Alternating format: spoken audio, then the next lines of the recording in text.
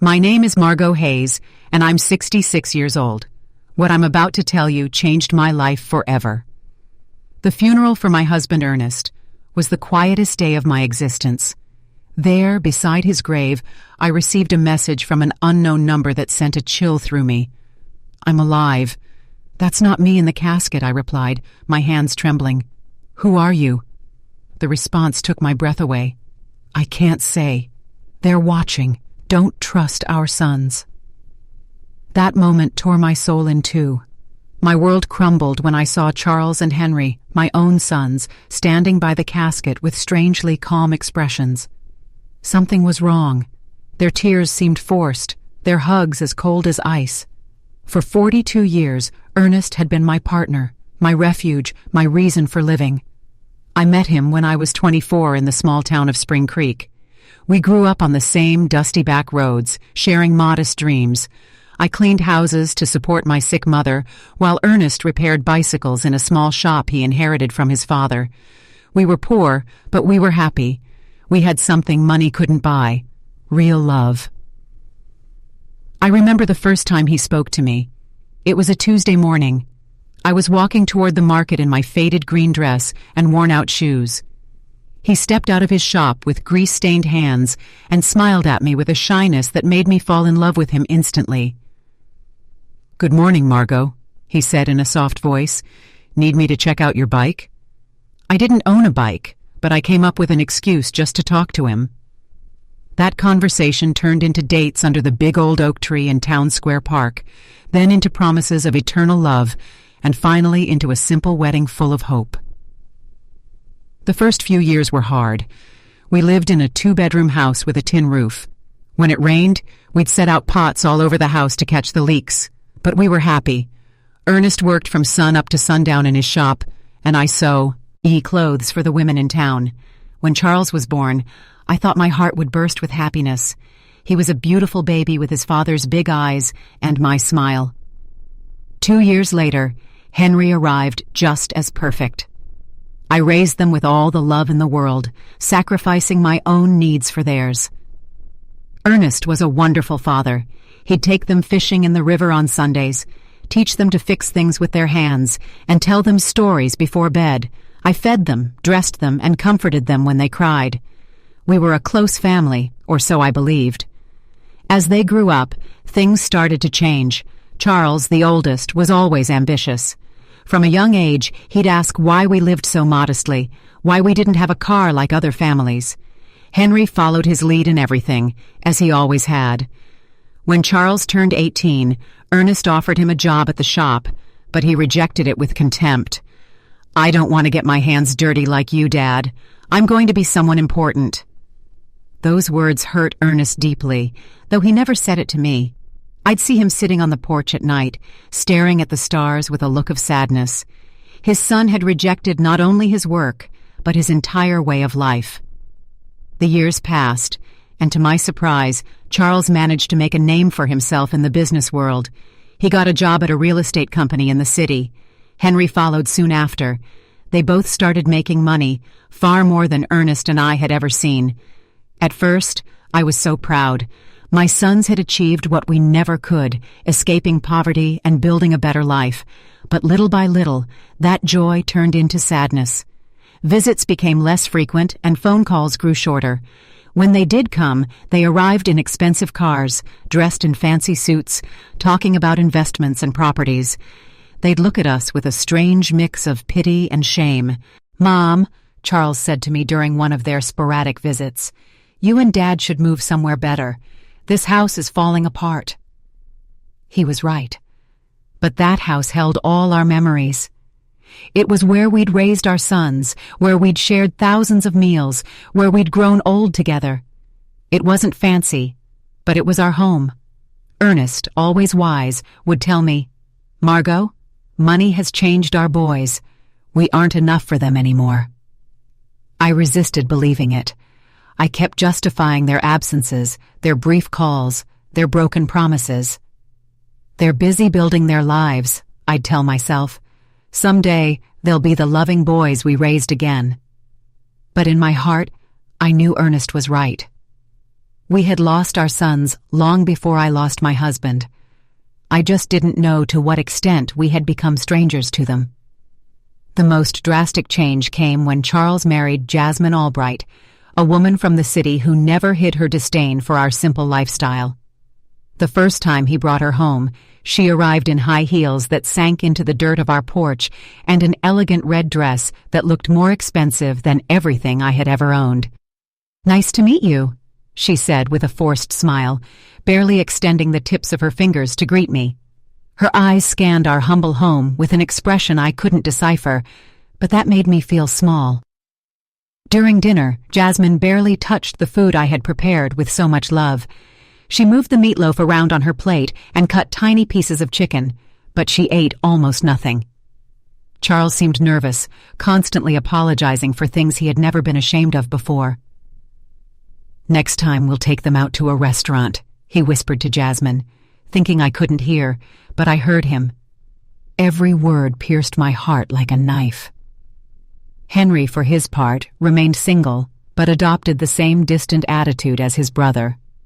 His visits were limited to special occasions, and even then, he always seemed to be in a hurry to leave.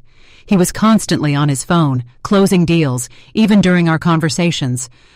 "Mom, I have to go," he'd always say before it was time. "I have an important meeting early tomorrow." Family Sundays became a distant memory. Christmases grew cold and formal. My sons would bring expensive gifts we didn't need. They'd stay for 2 or 3 hours and then leave with evident relief.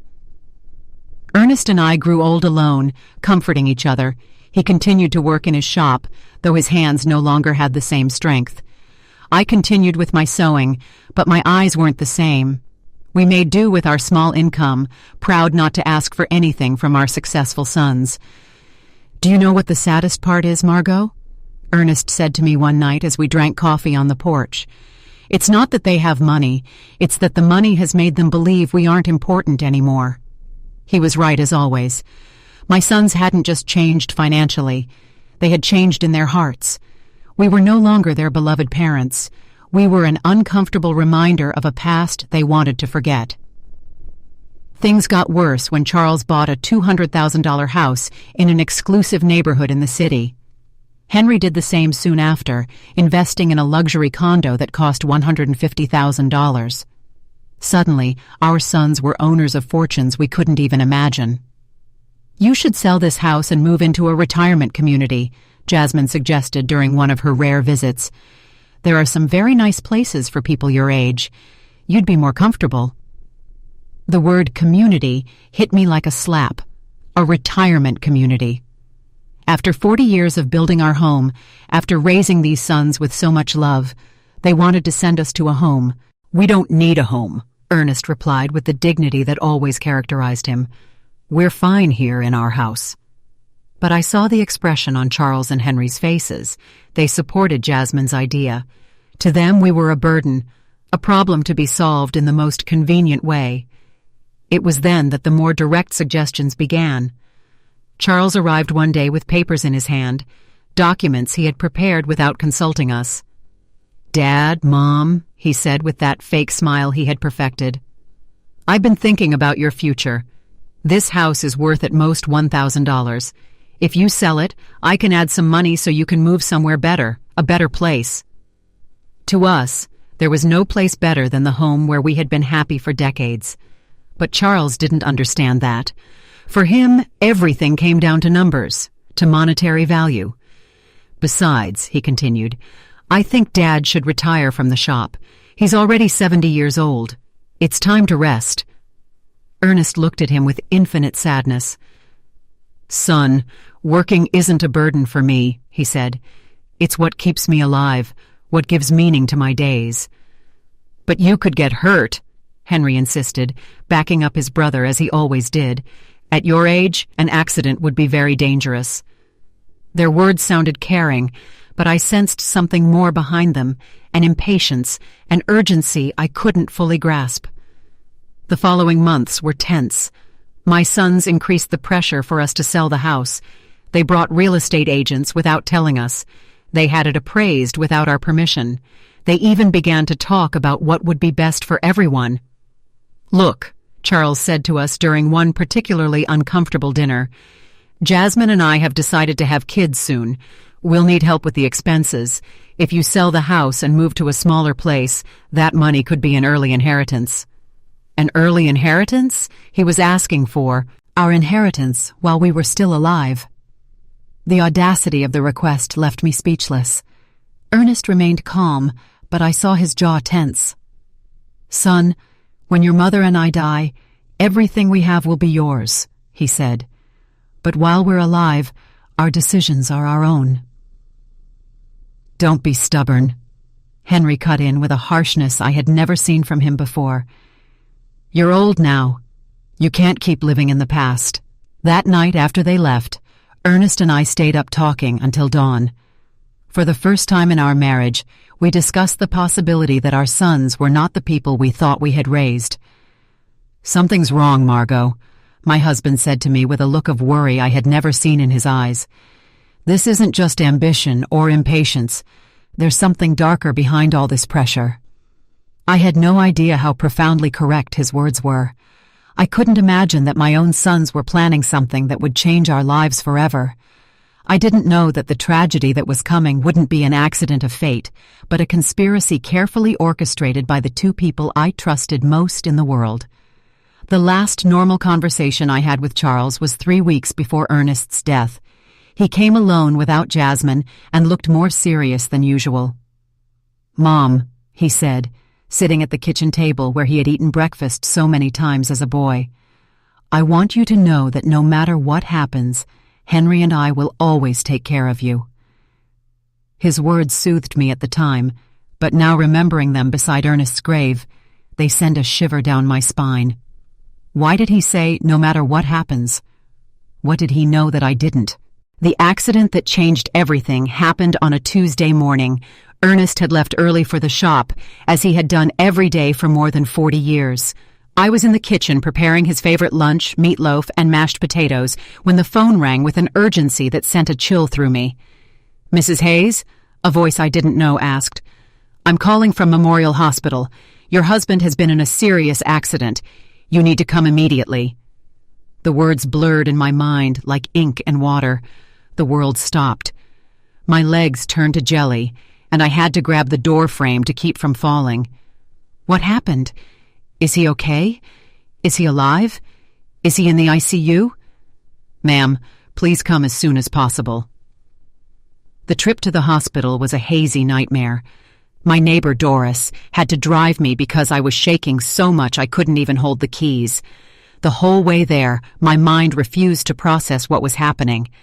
Ernest was careful, meticulous in his work. How could this have happened? When we got to the hospital, Charles and Henry were already there. That surprised me because no one had notified them yet. At least not me. But in my desperation, I didn't pay attention to that detail. "Mom," Charles said, hugging me with a force that seemed genuine. "Dad is in bad shape. The doctors say one of the machines at the shop exploded. He has severe burns and a traumatic brain injury." Henry's eyes were red, but something in his expression felt off. He seemed more nervous than sad, like someone waiting for important news rather than someone suffering for his father. "Can we see him?" I asked, desperate. "Only immediate family, one at a time, and for 5 minutes max," the nurse explained. When I entered that ICU room, my heart sank. Ernest was hooked up to a dozen machines with bandages covering most of his face and arms. I barely recognized him.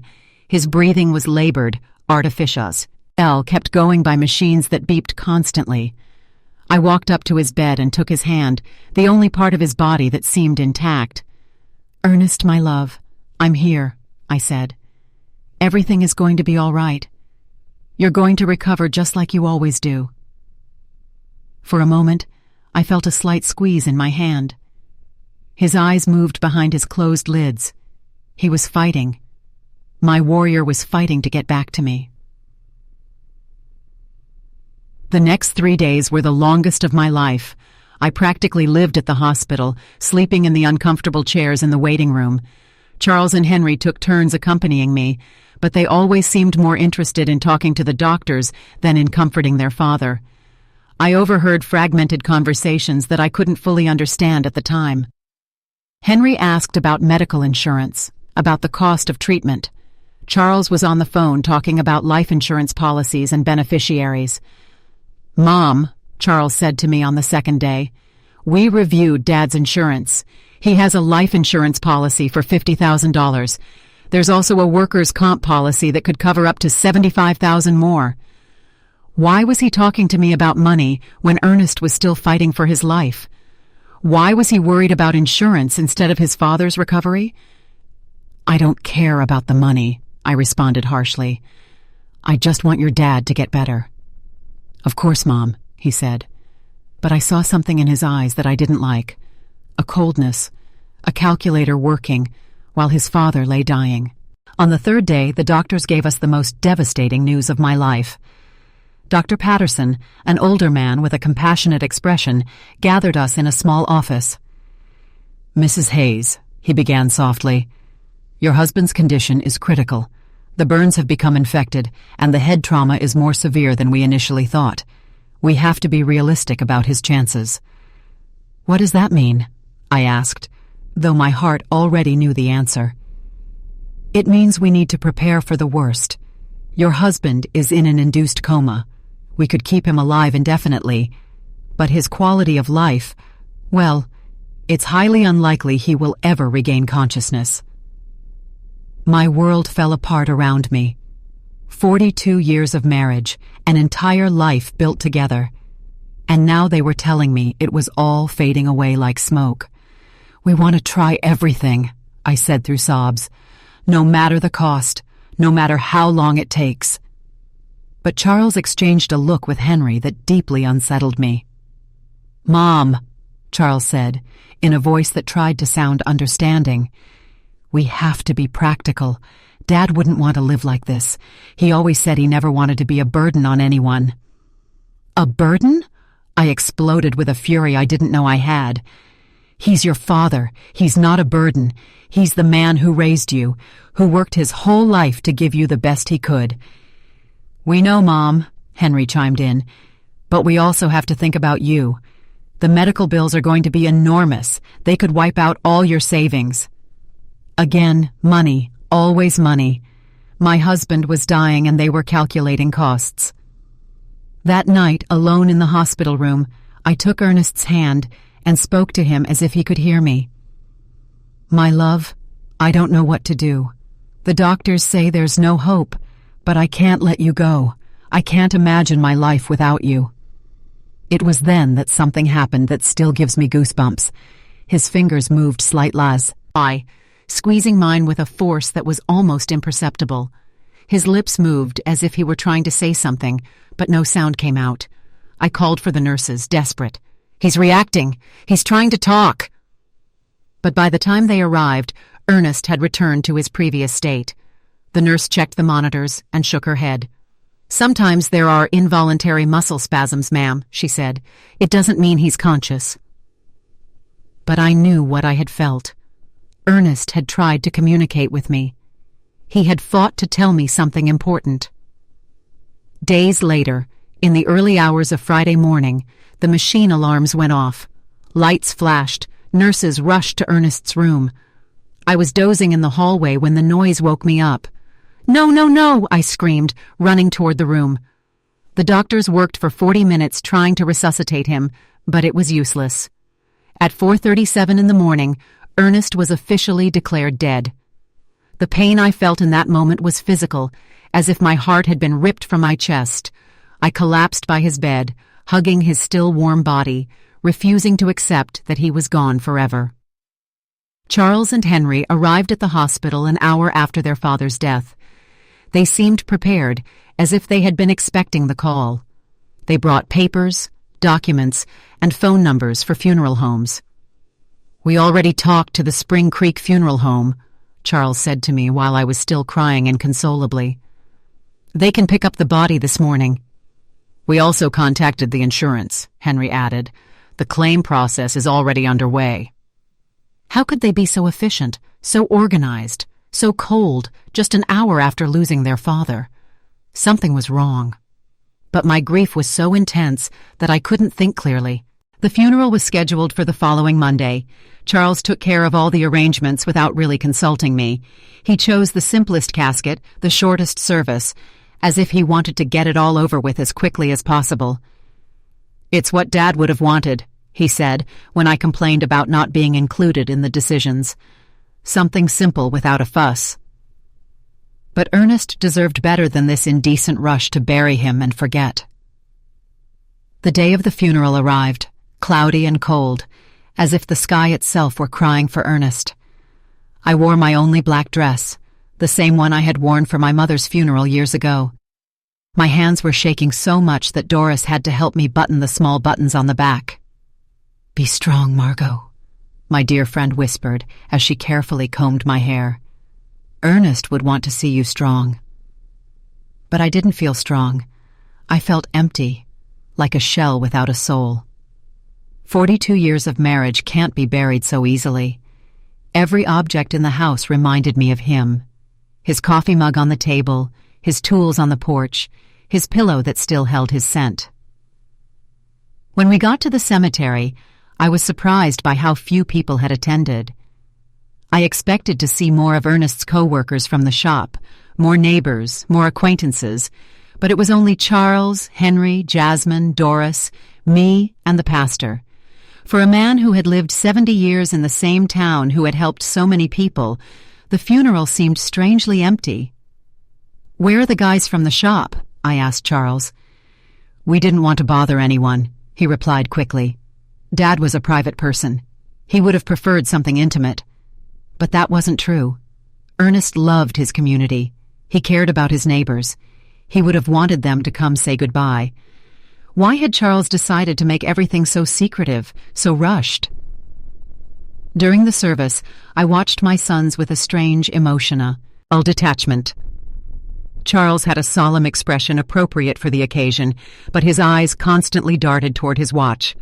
Henry seemed restless, as if he had more important things to do. Jasmine discreetly checked her phone behind her black veil. This was how they were saying goodbye to their father, with impatience and distractions.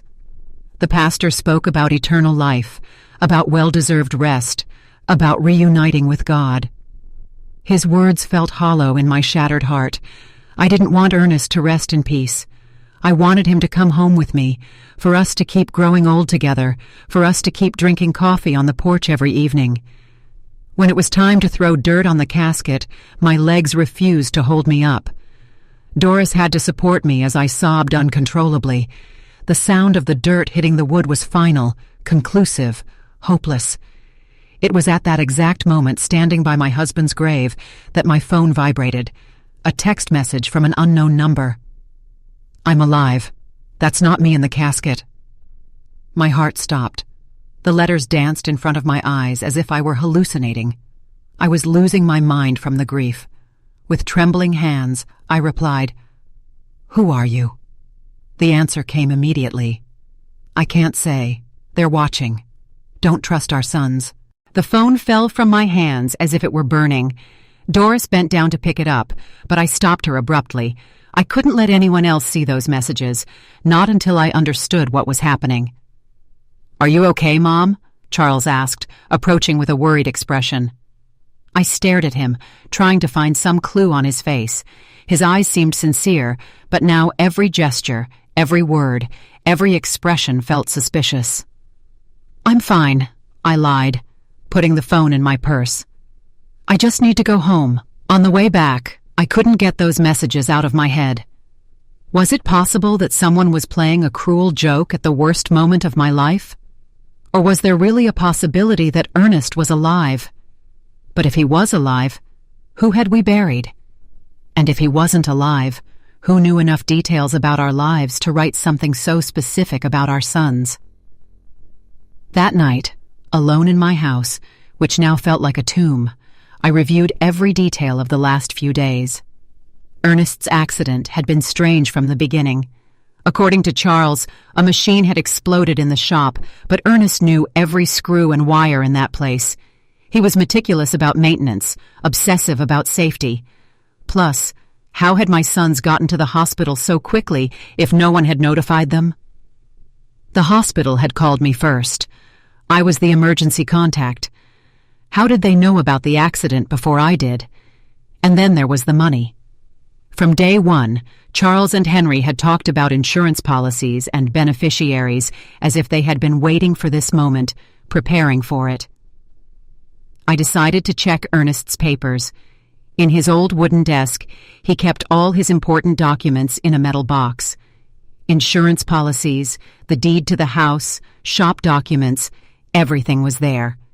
I found the $50,000 life insurance policy that Charles had mentioned, but there was something I didn't remember.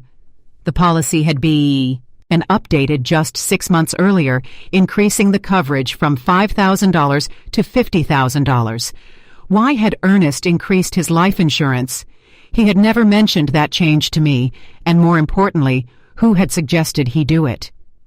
I kept looking and found something even more disturbing.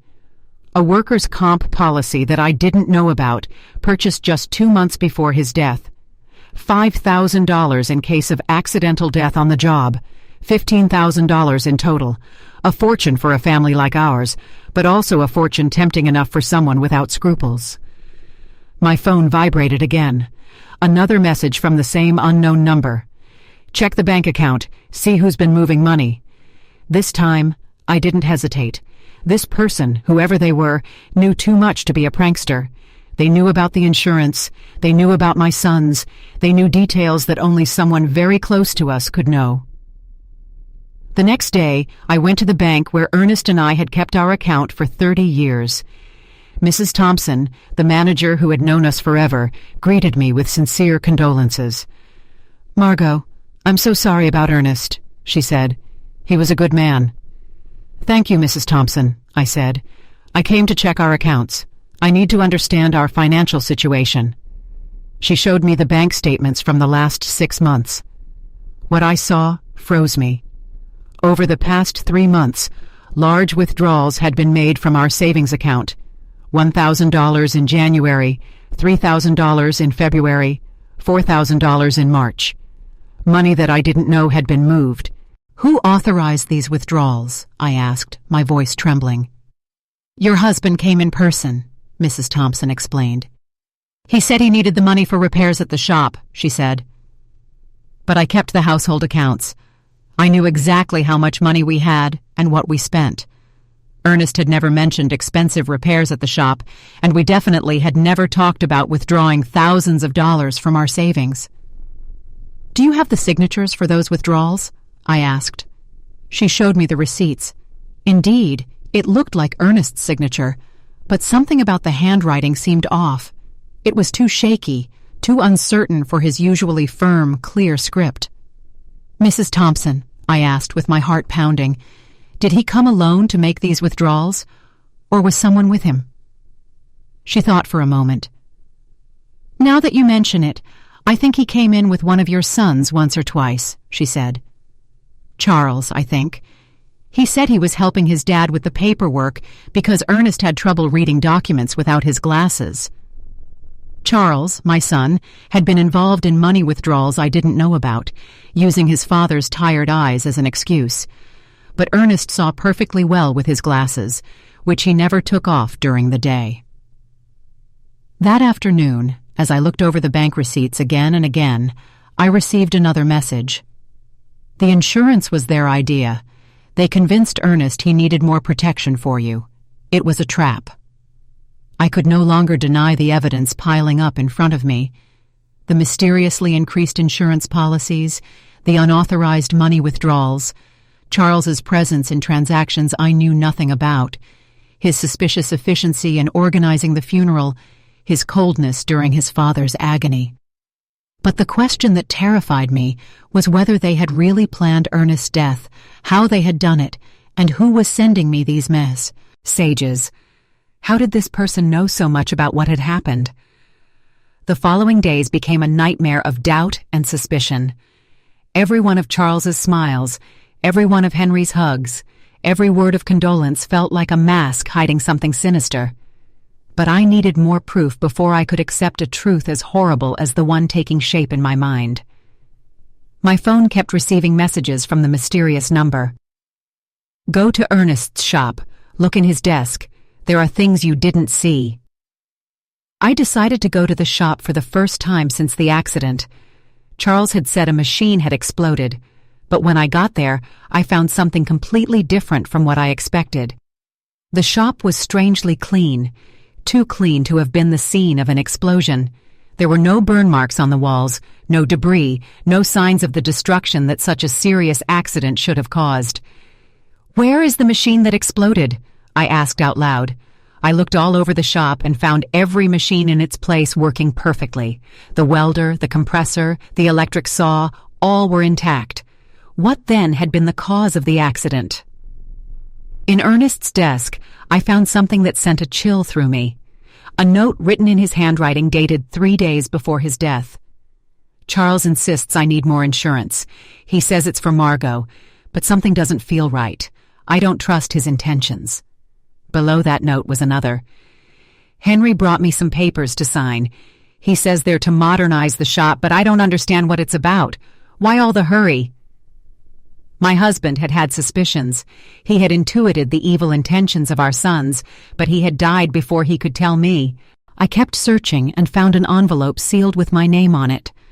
I opened it with trembling hands. It was a letter from Ernest. "My dearest Margot," it began. "If you are reading this, it means something has happened to me. In recent months, I've noticed strange changes in Charles and Henry. They're too interested in our money, in the insurance, in us selling the house. Jasmine is putting a lot of pressure on them. Yesterday, Charles told me I should be more concerned about my safety, because at my age, any accident could be fatal. I don't know why, but those words sounded like a threat. I love you, Margot. If something happens to me, don't trust anyone blindly, not even our sons." The letter fell from my hands. Ernest had sensed his own death. He had seen the signs that I, blinded by maternal love, had ignored. That night, Charles came to visit me. He arrived with a bottle of wine and a smile that now seemed completely fake. "Mom, I've been thinking about your future," he said, pouring himself a glass without asking if I wanted one. "The insurance money. It's already in process. It'll be $15,000